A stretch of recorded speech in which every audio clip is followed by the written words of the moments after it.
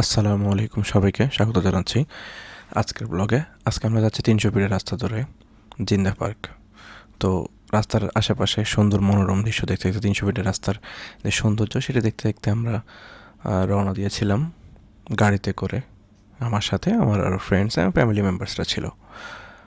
তো আশেপাশে রাস্তার যে সুন্দর ৩০০ ফিটের রাস্তার যে সৌন্দর্য সেটা দেখতে দেখতে আসলে বোরিং লাগার কোনো প্রশ্নই ওঠে না। তো সেটা ধরে ধরে আমরা আসলে যাচ্ছিলাম সেই মনোমুগ্ধকর দৃশ্য দেখতে দেখতে।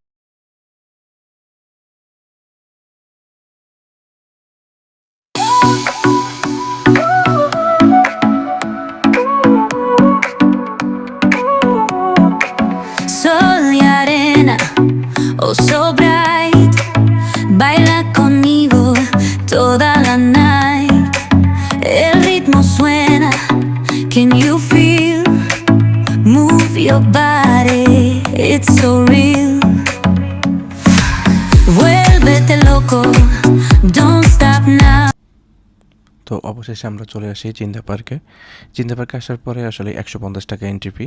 ১৫০ টাকা এন্ট্রি ফি দিয়েই সেখানে ঢোকার ব্যবস্থা আছে।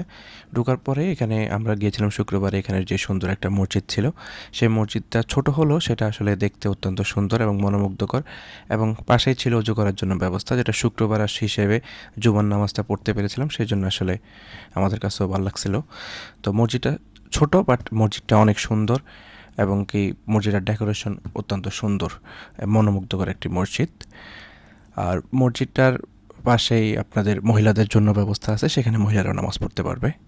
তো এটা হচ্ছে এই পাশেই হচ্ছে একটা পুকুর, এবং অনেক বড় একটা পুকুর।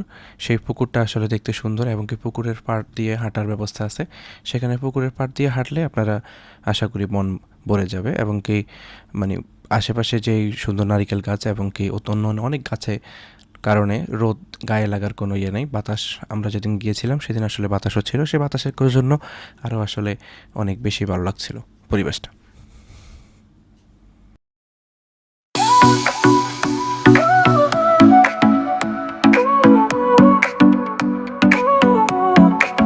Sol y arena, oh so bright, baila conmigo toda la night. El ritmo suena, can you feel? এই যে জায়গাটা দেখতেছেন, এটা হচ্ছে এখানে সবাই দেখছিলাম যে সেলফি তুলতেছিল। তো সেলফি আমরাও এখানে আসলে কয়েকটা ছবি তুলি।